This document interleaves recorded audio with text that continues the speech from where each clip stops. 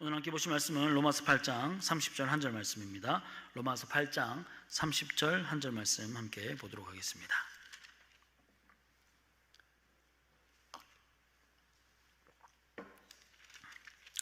우리 한 목소리로 같이 읽도록 하겠습니다. 시작. 또 미리 정하신 그들을 또한 부르시고 부르신 그들을 또한 의롭다 하시고 의롭다 하신 그들을 또한 영화롭게 하셨느니라. 아멘. 네, 저는 오늘 효과적인 부르심이라는 제목으로 함께 말씀을 나누도록 하겠습니다. 한 주를 건너뛰었기 때문에 우리가 2주 전에 함께 나누었던 내용들을 다시 한번 상기해 보도록 하지요. 2주 전에 소요리문답 30문에 관해서 함께 나누었습니다. 효과적인 부르심, 하나님이 그리스도를 통해서 행하신 구속을 우리에게 어떻게 적용하시는가에 대해서 함께 나누었거든요.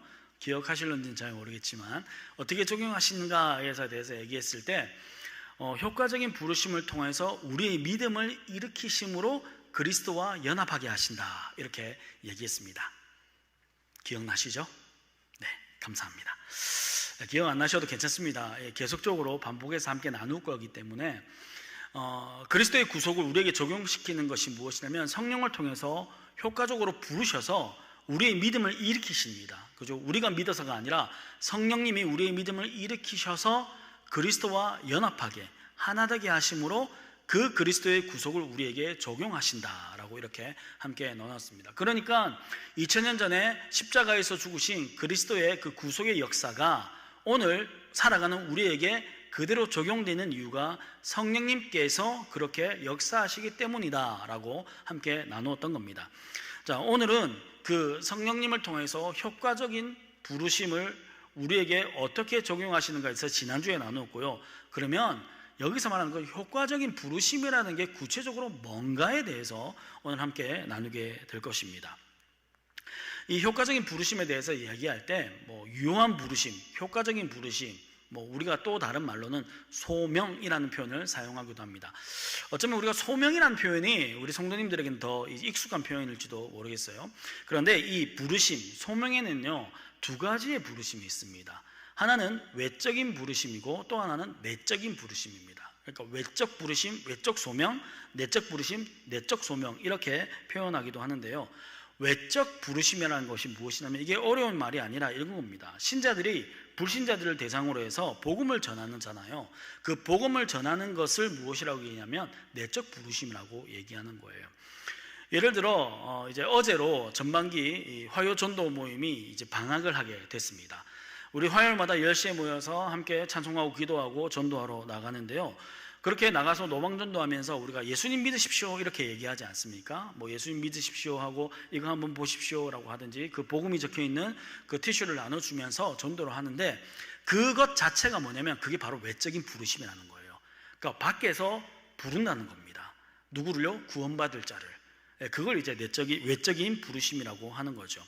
자, 그런데 우리가 그렇게 전도를 할 때 있잖아요. 어떤 사람들을 만나게 되면 이것을 받고 읽어보든지 안 읽어보든지 그 말을 듣고 예수를 믿는 사람도 있을 것이고 교회로 나누는 사람도 있을 것이고 아니면 그렇지 않은 사람들도 있겠죠. 대부분 그렇지 않는 경우가 더 많다고 생각합니다.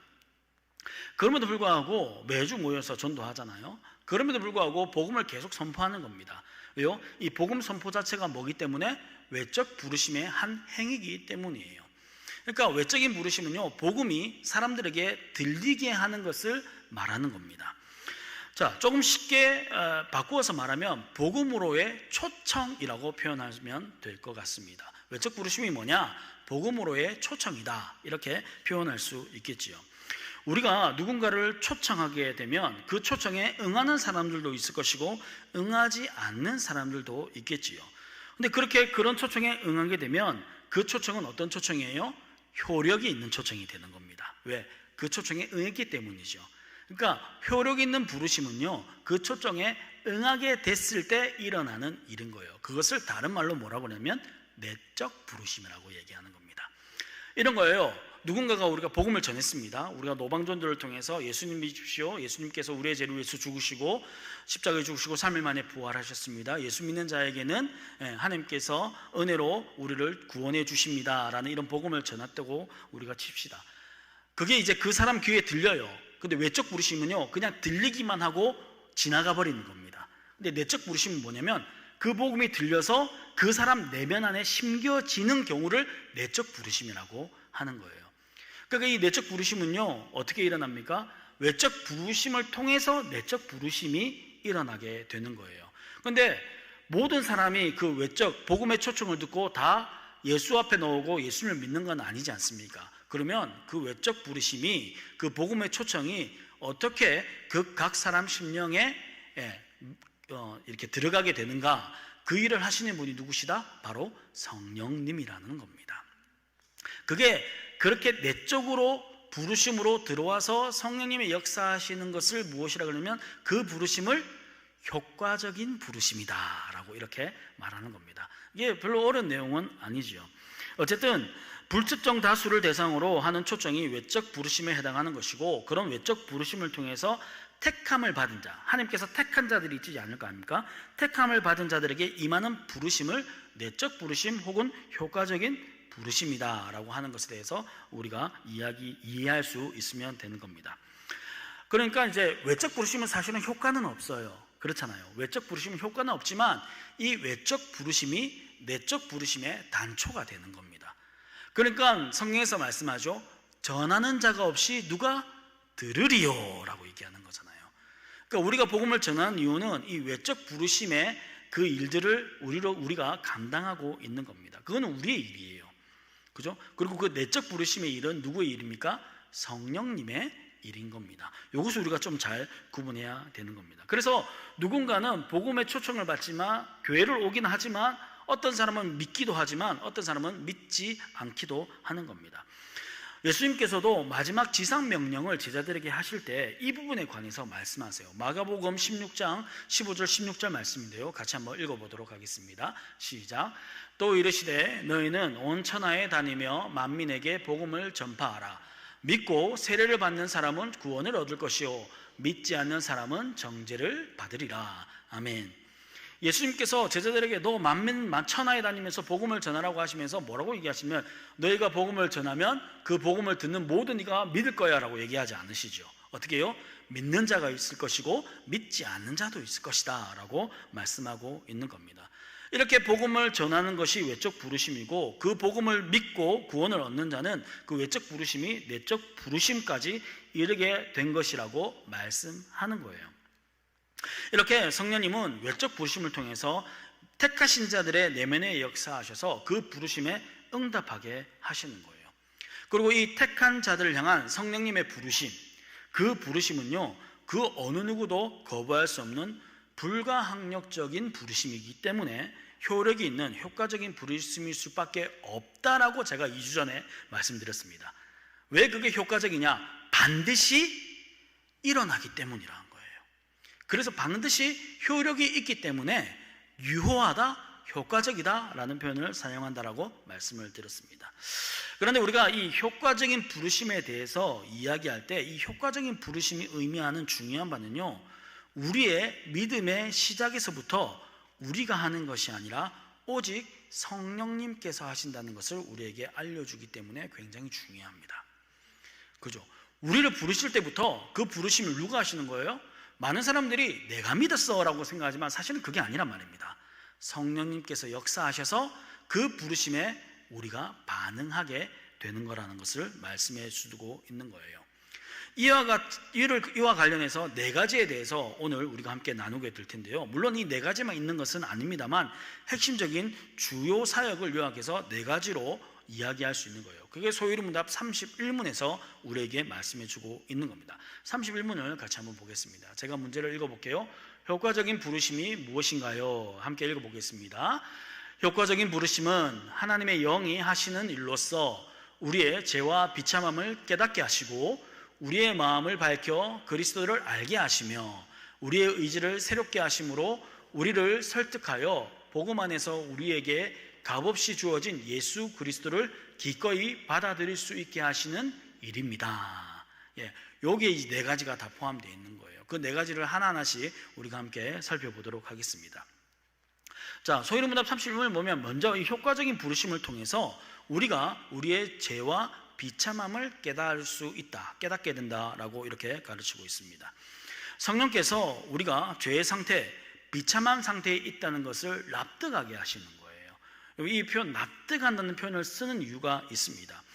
다르게 말하면요, 성령께서 역사하시지 않으면 우리는 우리 스스로 이렇게 죄와 비참의 상태에 있다는 것을 깨닫지 못한다라는 겁니다.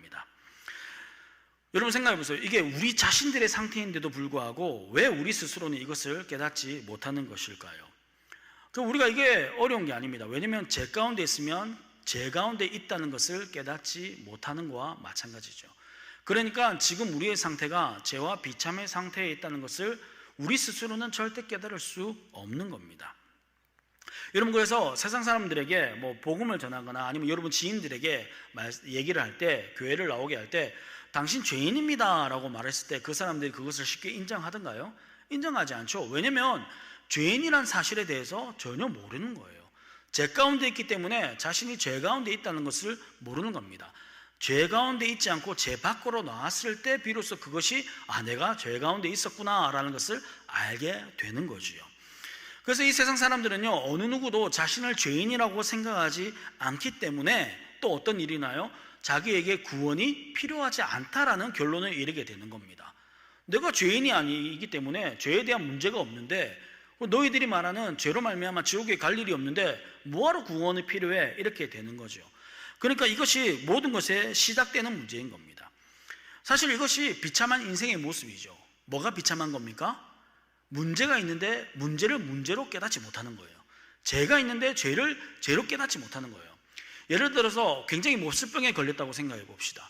몹쓸병에 걸렸는데 내가 몹쓸병에 걸렸구나라는 것을 인식하게 되면 어떻게 돼요? 병원에 가게 되겠죠. 그런데 만약에 내가 몹쓸병에 걸렸다는 것을 알지도 못한다면 어떻게 되겠습니까? 그 몹쓸병에 걸려 죽게 되는 겁니다. 얼마나 비참합니까? 치료 한번 받아보지 못하고 죽는다는 것. 여러분 똑같죠? 죄라는 병에 걸렸는데 자신이 죄라는 병에 걸린지를 모르는 거예요. 그러면 이 병에 걸린지도 모르고 죄 때문에 결국에는 어떻게 되는 거예요? 죽게 되는 겁니다. 그냥 비참한 인생을 살게 되는 거죠. 이게 실제로 이 땅을 살아가는 모든 인생의 비참한 현실인 것입니다.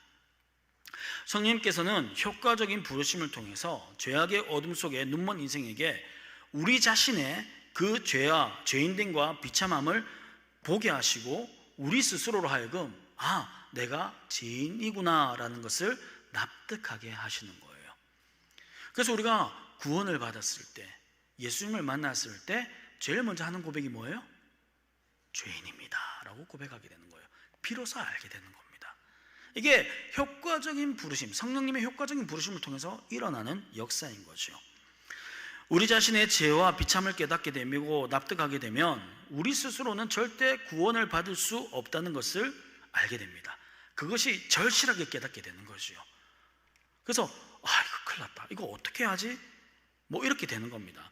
우리 모두가 제일 처음에 죄인임을 깨닫게 됐을 때 그 흘렸던 눈물의 기억을 잊을 수가 없죠. 얼마나 많은 눈물을 흘렸고 얼마나 많은 시간을 통곡했습니까? 저 역시도 그 예수님을 인격적으로 처음 만났을 때 고등학교 2학년인데요. 그때 수련회 갔을 때를 제가 기억합니다. 정말 너무너무 많이 울어가지고 여러분 너무너무 많이 울면 얼굴이 아픕니다. 머리도 아프고 얼굴도 아프고요. 진짜 얼굴이 이만큼 부어요. 한 2시간, 3시간 정도 울었던 것 같아요. 계속 우는데 그 2시간, 3시간 동안 얼굴 퉁퉁 부을 정도로 우는 그 시간, 그렇게 울어본 적이 그 위에는 없었던 것 같아요. 그게 내가 죄인인 것을 깨달았을 때, 그리고 더 나아가 멈추지 않고 뭡니까? 나의 죄 때문에 예수님께서 죽으셨구나. 그거 완전 미칠 노릇이죠. 내가 내 죄 때문에 예수님께서 십자가에 못 박혀 죽으셨다는 것을 그 깨달음과 동시에 눈물이 없어지는 게 아니죠. 더 많은 눈물을 흘리게 되는 겁니다. 여러분, 이 죄를 깨달았을 때 동시에 어떤 일이 일어나냐면 이 일이 일어나는 거죠. 나를 이 죄에서 구원해 주실 분이 계시구나. 이걸 깨닫게 하시는 겁니다. 그래서 이 성령님께서 죄와 비참을 깨닫게 하신 난 다음에 하시는 게 뭐예요? 빛 대신 그리스도를 보게 하시는 거죠. 이게 고린도후서 4장 6절에서 우리에게 말씀하고 있는 겁니다. 같이 한번 읽어볼게요. 시작. 어두운 데에 빛이 빛이라 말씀하셨던 그 하나님께서 예수 그리스도의 얼굴에 있는 하나님의 영광을 아는 빛을 우리 마음에 비추셨느니라. 하나님께서 비추신 그 빛을 우리로 하여금 보게 하시고 알게 하시고 깨닫게 하시는 그 일을 하시는 분이 누구시다? 성령님이 그 일을 하신다는 거죠. 효과적인 부르심을 통해서 그 일을 하신다라고 우리에게 가르치고 있는 겁니다. 성령께서는요, 2000년 전에 흘리신 그리스도의 보혈이 나를 위한 것임을 알게 하시는 거예요. 비록 시간이 2000년이라는 시간을 지났지만 그때 그 사건이 지난 과거에 있었던 한 사건이 아니라 오늘 나를 위한, 오늘 나에게 임한 사건이구나라는 것을 알게 하시는 거죠. 그럼 그 은혜와 감격이 물밀듯이 밀려오는 겁니다. 감당할 수 없다는 표현을 그때 쓰는 거죠. 한량이 없다는 표현을 그때 쓰는 겁니다. 와, 이게 뭐지? 라는 그런 표현을 쓸 수 있게 되는 거죠. 나의 죄악과 비참 때문에 예수께서 대신 십자가에 죽으셨다는 것을 알게 하실 뿐만 아니라 성령님께서 우리로 하여금 또 어떻게 합니까? 그 예수를 더 알고 싶어지게 만들어 주시는 거예요. 또 더 알아가기를 원하게 하시고 또 예수 그리스도를 닮아가게 하는 마음을 우리에게 심어 주시는 겁니다. 이게 세 번째로 효과적인 부르심에 나타나는 사역이에요. 첫 번째는 뭐예요? 죄와 비참을 깨닫게 하시고, 두 번째는 뭐예요? 그리스도를 보게 하십니다. 그리스도의 빛으로 우리를 인도하세요. 세 번째는요, 뭐예요? 그 그리스도의 빛으로 우리를 인도할 뿐만 아니라 예수 그리스도를 더 알아가기를 원하게 하시고 또 예수 그리스도를 닮아가는 삶을 살도록 우리 가운데 그 마음을 심게 해주시는 분이 바로 이 성령님의 효과적인 부르심의 사역이라는 겁니다. 이 모든 것이 그렇게 일어나는 거죠. 그리고 세 번째로 일어나는 효과적인 부르심을 통해서 무엇을 하시냐면요, 우리의 의지를 새롭게 하십니다. 이 의지의 영역에 대해서 제가 예전에 잠깐 언급한 적이 있는데요, 세상에서는 인간에게 자유의지가 있다고 말합니다. 그죠? 인간에게는 자유의지가 있다. 제가 이게 물을 마실 자유가 있지요. 이런 걸 자유의지라고 세상은 이야기합니다. 하지만 성경은요, 타락한 인간에게 자유라는 것은 존재하지 않고 죄의 지배 아래에 놓인 죄의 종된 상태가 있다고 말씀합니다. 여러분 이해하십니까? 죄의 종이 되었다고 얘기해요. 여러분, 종은 자유가 있는 사람입니까? 없는 사람입니까? 없는 자죠.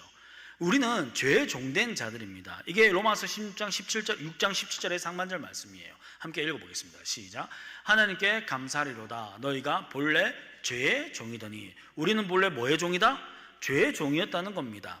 죄로 말미암아 지배를 당하고 죄로 말미암아 좌지우지됐던 존재들이 우리라고 성경은 말씀하고 있는 거예요. 종은 자신의 의지에 따라 행동하지 않고 오직 시키는 것만 하는 거죠. 그러니까 우리가 행하는 모든 행함은요, 죄로 말미암은 행위가 되는 겁니다. 왜? 죄의 종이기 때문이지요. 여러분, 그래서 죄의 종이기 때문에 하나님 말씀과 반대되는 불순종의 삶을 살 수밖에 없는 겁니다. 여러분, 의지 역시 타락한 거예요. 의지 역시 타락한 겁니다. 우리가 이것을 인정해야 되는 거예요. 그런데 성령님께서는요, 그 타락한 의지를 새롭게 하시는 거예요. 우리가 그리스도를 알게 되었다고 해서 이제부터 내가 알아서 하겠습니다 라고 말할 수 없는 겁니다. 그냥 아는 것만으로 우리가 우리의 의지를 이용해서 하나님께서 기뻐하시는 삶을 절대 살 수 없어요. 우리가 착각해서는 안 됩니다. 우리가 우리의 의지에 따라서 하나님의 말씀을 따라 순종하고 하나님께서 원하시는 삶을 산다고 생각하는 건요, 굉장히 교만한 생각입니다. 우리는 그럴 수 없는 존재예요. 성령께서 역사하시지 않는다면 아무리 죄를 짓지 않으려고 해도, 우리가 말씀에 순종하고자 해도 여러분 할 수 없는 겁니다. 이것은 의지가 박약해서가 아니라 의지의 영역 역시 성령께서 새롭게 해주셔야만 하기 때문이에요. 에스겔 선지자는 이 세영, 즉 성령께서 하실 사역에 대해서 미리 우리에게 말씀해주고 있습니다. 에스겔서 36장 26절 27절입니다. 같이 한번 읽어볼게요. 시작. 또 새 영을 너희에게 두고 새 마음을 너희에게 주되 너희 육신에서 굳은 마음을 제거하고 부드러운 마음을 줄 것이며 또 내 영을 너희 속에 두어 너희로 내 율례를 행하게 하리니 너희가 내 규례를 지켜 행할지라. 아멘.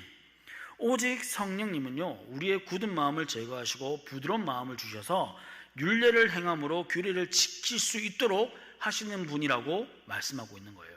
새 영, 성령이 우리에게 임하셨을 때 우리가 하나님의 말씀을 지켜 행할 수 있다라고 말하는 겁니다. 절대 우리가 이 부분에 대해서 놓쳐서는 안 돼요. 우리가 예수를 믿었다고 해서 단순히 이거 내 힘으로 하면 되겠지, 아니요, 그렇지 않단 말입니다. 이렇게 우리의 모든 정서적인 영역과 지식적인 영역과 의지의 영역, 이 전인격적의 변화가 일어나게 되는데요, 우리가 이 전인격적인 변화를 뭐라고 얘기하냐면 중생이라는 표현을 사용하는 거예요. 다른 말로 거듭남이라는 표현을 사용하게 되는 겁니다. 뭐예요? 우리의 마음, 우리의 감정이 중생되는 거예요. 우리의 지식이 중생되는 겁니다. 우리의 의지가 중생되는 겁니다. 뭐예요? 거듭나게 되는 거예요. 그래서 예전에 우리의 마음은요, 우리의 감정은요, 부정과 불만과 불평과 뭐 이런 것들이 가득했다면 이제는 감사와 평안과 축복이 가득한 겁니다. 이게 중생된 우리의 감성이에요. 우리의 지식은요, 세상의 지식을 따랐고 세상의 학문을 따르기를 바빴다면 중생된 지식은요, 그리스도를 아는 지식을 향해서 우리가 나가게 되는 겁니다. 그 다음에 우리의 의지는요, 예전에는 우리의 의지가 뭐였습니까? 죄를 행하는데 우리의 의지를 사용했다면 중생된 의지는 어떻게 돼요? 그리스도를 위해서 사는데, 하나님의 영광을 위해서 사는데 우리의 의지를 사용하게 되는 거예요. 그게 이제 중생이란 말의 의미인 겁니다. 그게 거듭남의 의미라는 거예요. 여러분, 우리가 뭐가 거듭났습니까? 우리의 전인격이 거듭났죠. 전인격이 거듭났다는 말은 지정의의 모든 영역이 거듭났다는 겁니다. 이게 굉장히 중요한 부분이지요. 성령의 사역에 의해서 중생한 사람은요, 타락으로 인한 죄와 비참에 대해서 정서적으로 납득을 하게 됩니다. 이게 굉장히 비참하고 슬프구나라는 것을 알게 되고, 또 지식적으로 그리스도를 알아가게 되면서 의지 역시도 새롭게 되는 거죠. 근데 여러분, 이 변화는요, 우리가 모르는 가운데, 우리가 인지하지 못하는 가운데 일어나게 됩니다. 중생은 그렇게 일어나게 되는 거예요. 이 말이 무슨 말이에요? 우리가 모르는 사이에, 우리가 인지하지 못하는 사이에 중생이 일어난다. 이 말이 무슨 말이에요? 이것이 우리의 의지에, 우리의 생각의 산물이 아니란 얘기죠. 내가 알지도 못하는 일이 내 안에 일어난단 말이죠. 이건 우리에게서부터 나온 게 아니라는 것을 증명해 주는 겁니다. 누구의 사역입니까?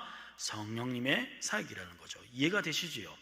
내가 변하고 싶다고 해서 변하는 것도 아니고, 내가 믿고 싶다고 해서 믿어지는 것이 아니죠. 여러분 주위에 그런 분들 있지 않습니까?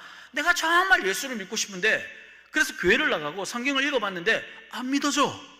그런 분 여러분 만나보지 못하셨어요? 저는 만나봤습니다. 도저히 안 믿어진다는 거예요. 교회는 계속 나와요. 주일마다 예배를 드립니다. 꽤 성경도 읽어요. 근데 예수가 안 믿어진다는 겁니다. 뭐 어떻게 하겠습니까? 안 믿어진다는데. 그러니까 이게 믿어지는 게 뭐예요? 기적인 겁니다. 여러분들이 예수를 믿어서 이 자리에 앉아서 예배를 드린다는 이 자체가 뭐예요? 기적인 거예요. 성령님께서 우리에게 이 기적을 행하신 겁니다.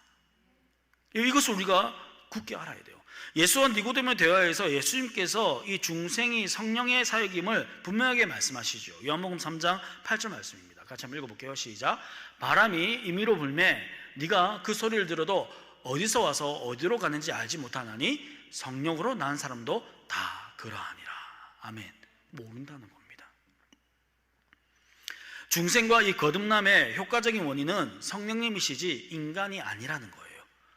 어디로 와서 어디로 가는지, 바람이 어디서 와서 어디로 가는지 모르듯이 성령의 사역도 그렇다라고 하는 겁니다. 성령님께서 사람의 심령에 직접 역사하셔서 본질적인 변화를 일으켜 거듭나게 하시는 거죠. 여러분, 그래서 효과적인 부르심을 통한 이 중생 거듭나면요, 단지 우리를 좀 더 나은 사람, 좀 더 교양 있는 사람, 좀 더 괜찮은 사람으로 변화시키는 것이 절대 아닙니다. 이게 무슨 말인지 이해되시겠어요? 본질적인 변화란 말이죠. 그래서 이전과는 전혀 다른 새로운 존재가 되게 하시는 것이 이 바로 성령의 중생의 사역이라는 거예요. 바울은 이 새로운 존재를 에베소서에서는 한 새 사람이라는 표현을 사용하고요, 고린도후서에서는 새로운 피조물이라는 표현으로 사용하고 있습니다. 전혀 다른 존재가 되었다는 걸 얘기하는 거예요. 그러니까 우리가 예수를 믿기 전과 예수를 믿은 후는요, 그냥 김범중이라는 사람이 예전에 김범중보다 조금 도덕적이 되었다, 조금 윤리적이 되었다, 조금 착해졌다, 이런 개념이 아니란 말입니다. 예수 믿기 전에 김범중과 예수 믿은 후의 김범중은 완전히 다른 존재라는 거예요. 여러분도 그런 존재라는 것을 믿으십니까? 예수 믿기 전에 여러분과 예수 믿은 후의 여러분은요, 완전히 다른 존재인 한 새 사람, 새로운 피조물이 되었음을 믿으시길 바랍니다.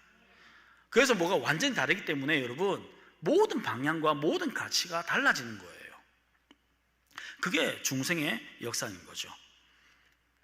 그런데 이 31문이 우리에게 가르치는 중요한 점은요, 우리를 설득하고 계시다는 거예요. 우리를 설득하셔서 기꺼이 그리스도를 받아들일 수 있도록 해주신다라고 우리에게 설명해 주고 있습니다. 여러분, 이것이 네 번째인데요, 성령께서 갑자기 우리를 바꾸시는 게 아닙니다. 갑자기 우리를 바꾸셔서 그리스도를 받아들이도록 강요하는 것이 아니라 설득의 방식을 통해서 이 일을 하신다는 겁니다. 여러분, 사실 하나님은요, 강제로 하시는 게 없으세요. 우리가 보통 이런 간증을 들을 때 이런 간증을 들었죠. 하나님께서 나를 들어서 이렇게 옮기셔서 여기 두셨다, 막 이렇게 하잖아요. 그런데 하나님은요, 나를 들어서 옮기시지만 내가 안 해요 이러면 안 하십니다. 왜요? 인격적인 분이시기 때문이에요.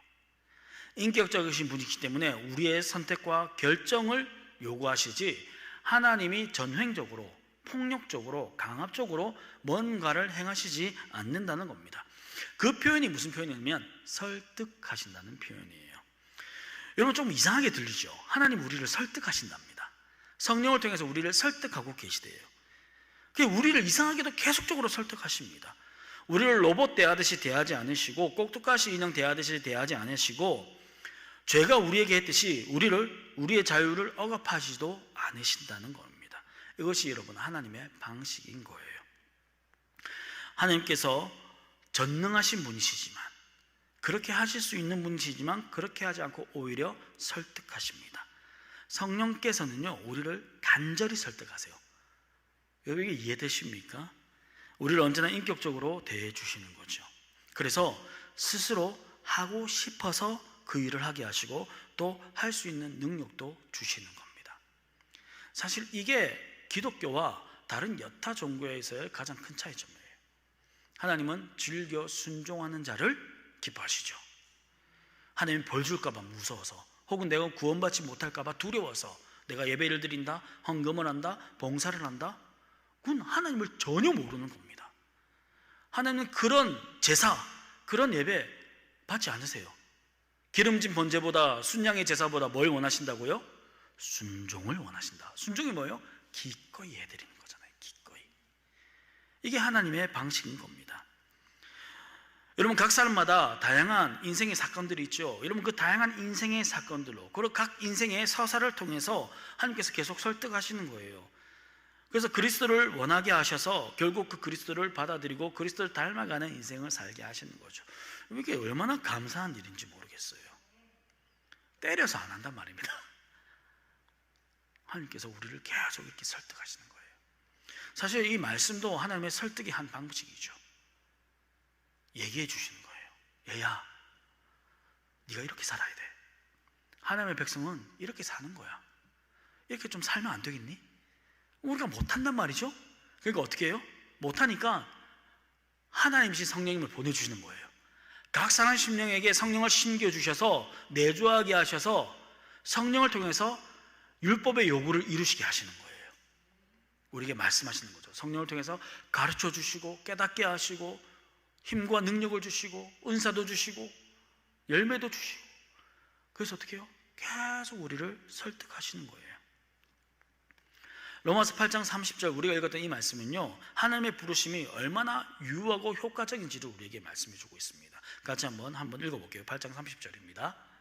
로마서 8장 30절 없나요?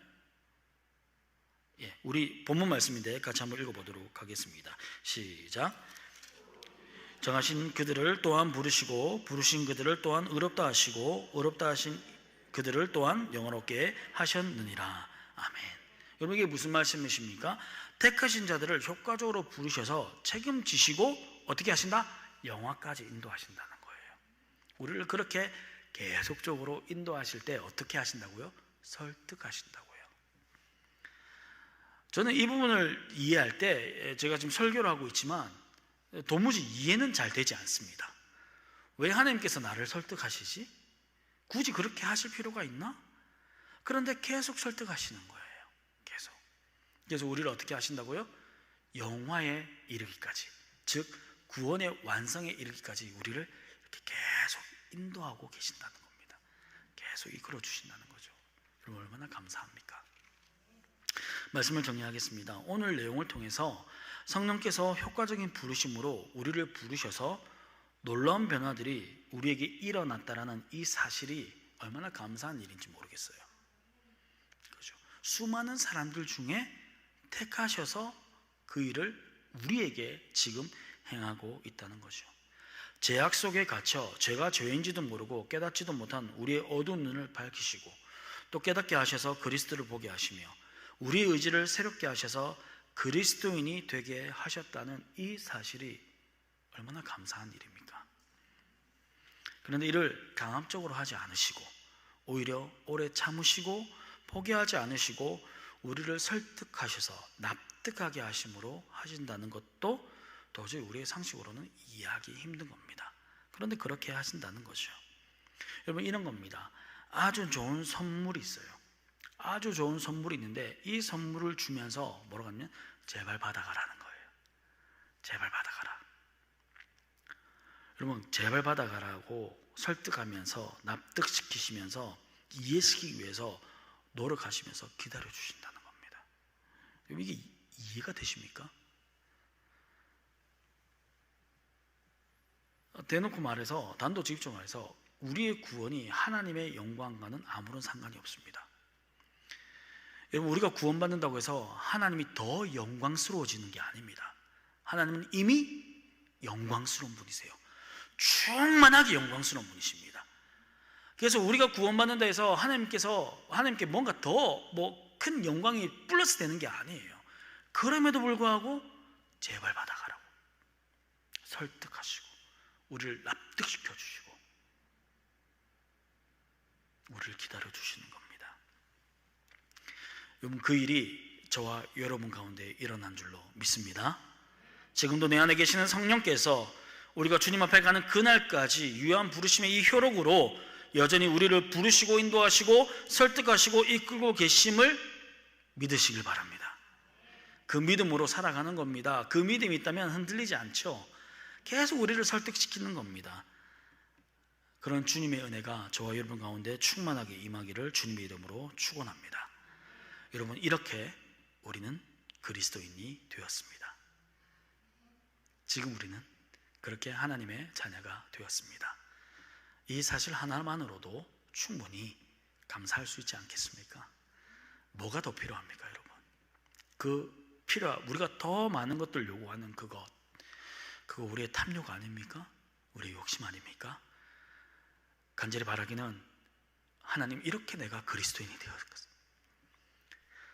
하나님 나는 그리스도인입니다 라는 이 고백 하나만으로도 우리가 충만한 기쁨과 충만한 감사로 살아갈 수 있기를 주님의 이름으로 축원합니다. 기도하겠습니다.